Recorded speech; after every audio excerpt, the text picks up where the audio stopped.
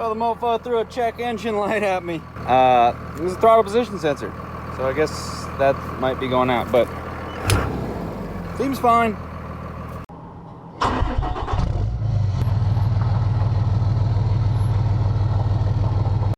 Look at this. 1, 2, and then there's a third one behind the big white trailer, but bunch of white Dodges, all trailered up. Why is that cool? I don't know, but let's test out the new cowboy truck. I mainly just wanted to tow this down to the shop so I could put dirt bikes and stuff in it, so I can get them out of the shop now that I have, you know, a mobile shop holster for my dirt bikes. But this right here, if you guys didn't know, if your truck is out of registration, just tow around a trailer. They can't see your registration.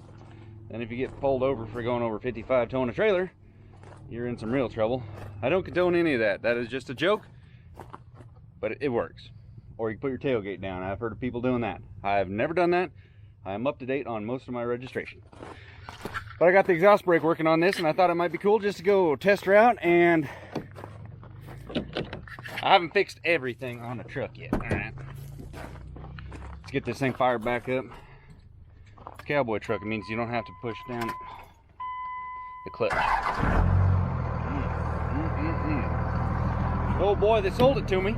Ken, he came over and needed some keys off the key ring because he was locked out of some other stuff. But I talked to him about some ins and outs on the truck, learn a little bit more history. That's kind of rare to be able to talk to somebody that you bought the truck from and figure some stuff out. But yeah, I'm gonna make some cabinets down here in the bottom so that I can nurse the dirt bike right up to the front of that and use these tow strap hooker uppers. Put my bikes in. I got my shelf up there. I made a video of that. It wasn't that cool, so I didn't post it. But there's a shelf up there, and dirt bikes and 4-seater razor gonna sometime. Anybody got a razor? If they don't want, I could use one. Not yet. I gotta buy an inch. Some other stuff. Well, let's test this old girl out and see how she does.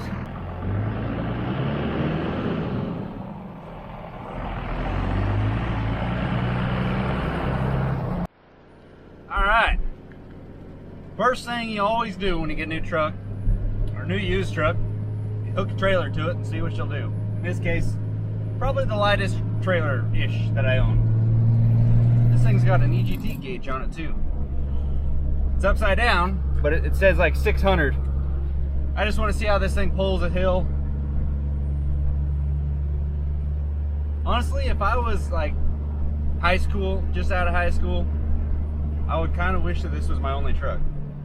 I like this truck a lot, but it's pulling this empty trailer that weighs like 2,500 pounds up this hill. Not very aggressively. It's really actually kind of slow. I mean, I guess it's going speed limit.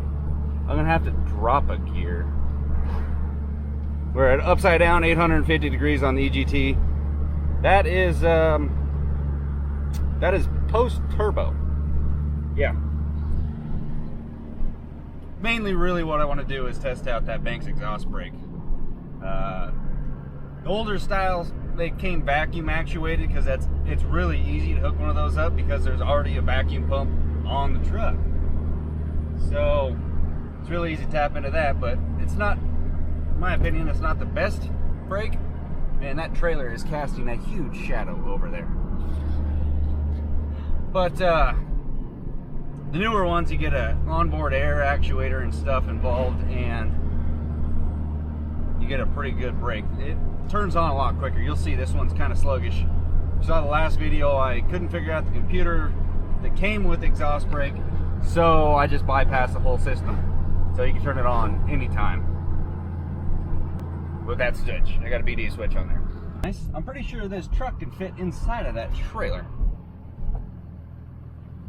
Oddly enough, that trailer cost a lot more than this truck. Weird. Funny how the world works.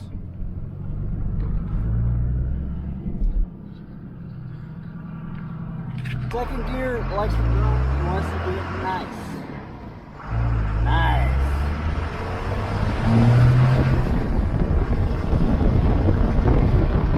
Towards the house. and try this old Banks exhaust brake out. It is exhaust braking. Sure enough.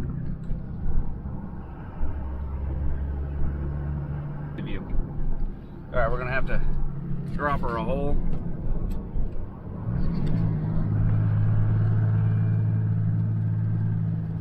Some people want to see forward. It is a dirty windshield and the sun is glaring me.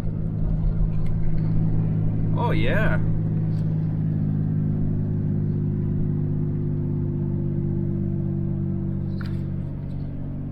It feels very, very similar to the BD exhaust brake on my dad's 2001 24 valve. Oh, there's a car behind me. Tailgating me so close. I'm doing the speed limit, mind you, that I could not see him behind the trailer. That Angry Karen video, tailgating, that did pretty good. I doubt this one will turn into one of those. Oh, he backed way off once he realized that.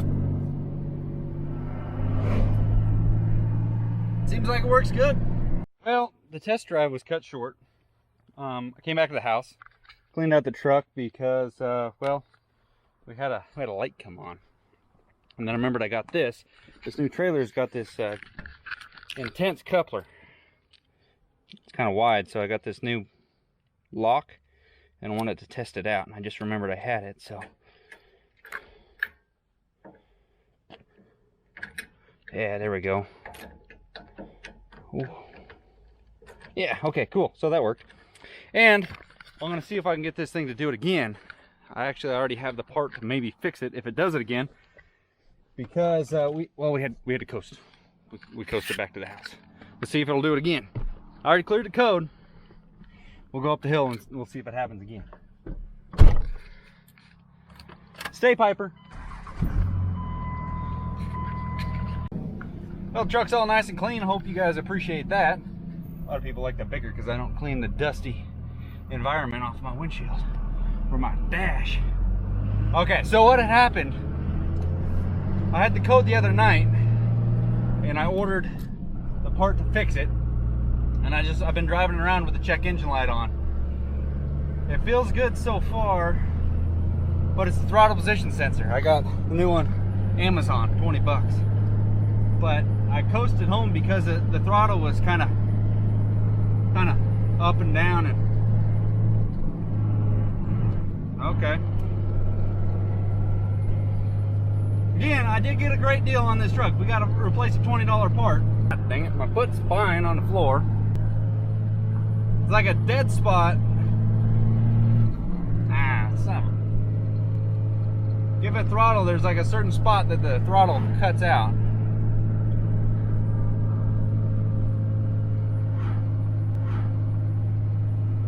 We'll go up here and hopefully we make the hill. It's doing fine if I just keep a half throttle.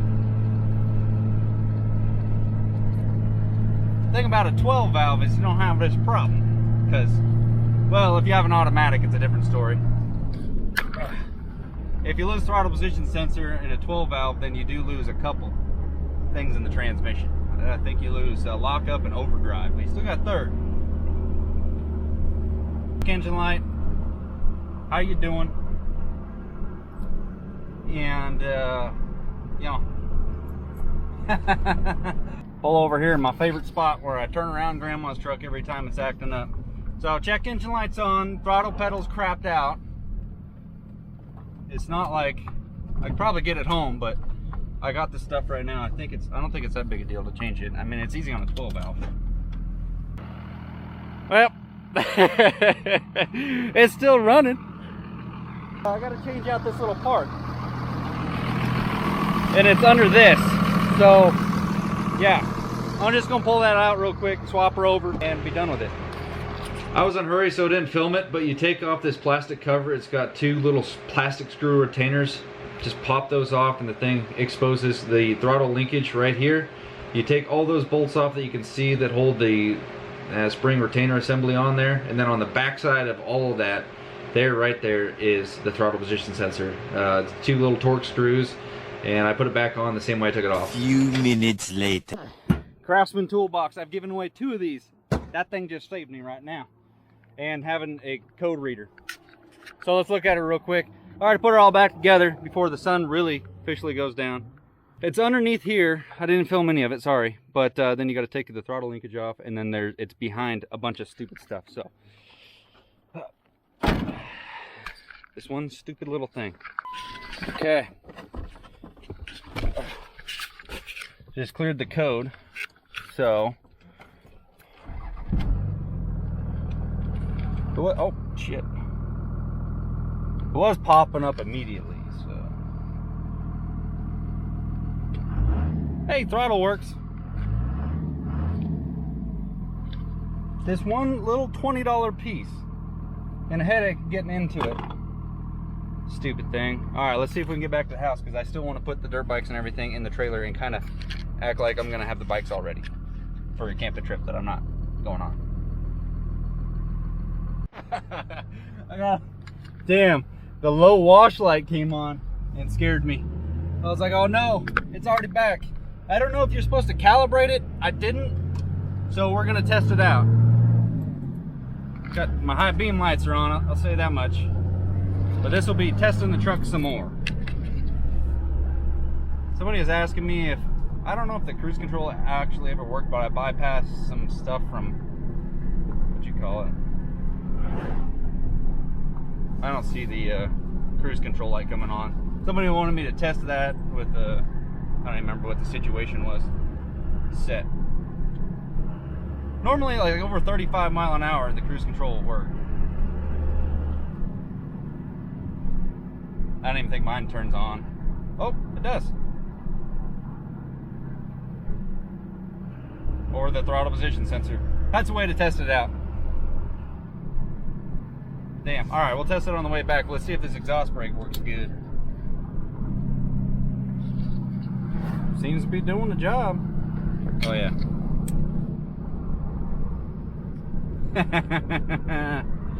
Check engine light, still off. Whoop, whoop. That was kind of dumb luck. The other day I was driving it and that light came on. And I was like, oh, I better check that. So I checked it like immediately. And it was throttle position sensor, so I deleted the code and it came back immediately. So I was like, oh, well, I guess that's something we gotta actually deal with. I think I can turn around right here. But the exhaust brake works perfectly fine. So, just happened to be filming for you guys today and the damn thing cutting in and out. It hadn't cut out before, it felt fine, but until I filmed earlier and I was like, oh, I'm done. I'm just gonna drive back to the house. Man, hope nobody hits me. Big old trailer.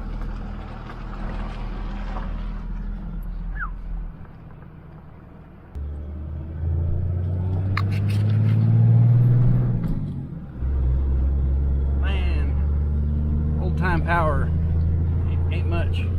There we go. Check engine light's still off. Wonder if I can get cruise control going up this hill. Damn it. How fast we gotta go? 36?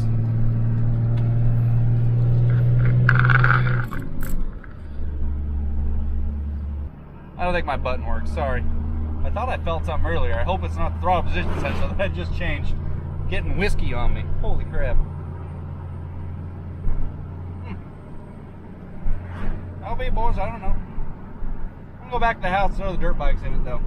Get this trailer ready for a camping trip and clean out the shop. Freaking A.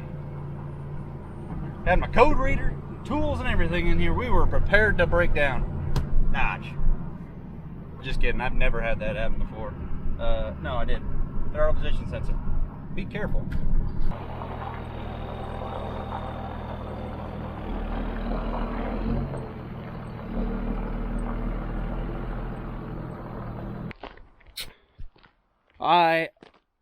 I am really enjoying this truck. So eventually I want to put the 4-seater side by Razor up front, and then I'll take the 2 bikes or 3 bikes and point them towards the door and then use these 2 tie downs.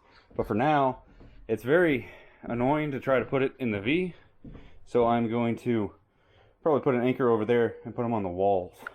I think that's my plan anyway. We'll figure it out. But this is my old bike from back in the day when I was a little kid. Still got it. But then this is, I guess it's like an old bike now. It's 3 years old. It's got 30 hours on it. But check this out. I haven't started it in a while. The original KTM battery, junk. That thing was like dead when I bought it. And I bought it brand new too. It's not a factory edition. Somebody already bought that before I got there.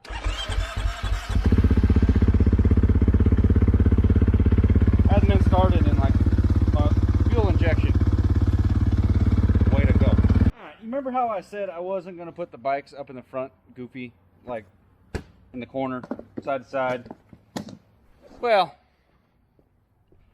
turns out I don't have some of the tools and parts or whatever that I thought I had, so that's what you get.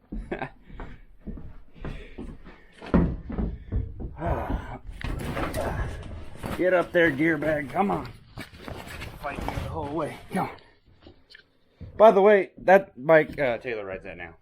And it's an RM100 two-stroker, and it's a lot of fun to rip. So, oh, this feels good getting the gear and everything out of the shop. Since I sold my old trailer, I didn't think the wait time was going to be a couple months before I got this new one. So everything was sitting down here and in the shop and in the way. But now it's taken care of. We got a new trailer, and it's nice how much bigger it is. But we're gonna end it like this. Camera's dying. I guess I've been talking a lot. Hope you enjoyed the video. The new truck, I am a fan. Definitely a fan. But it's a good yard mule right now. Like, comment, subscribe. We'll see you guys in the next one. Later.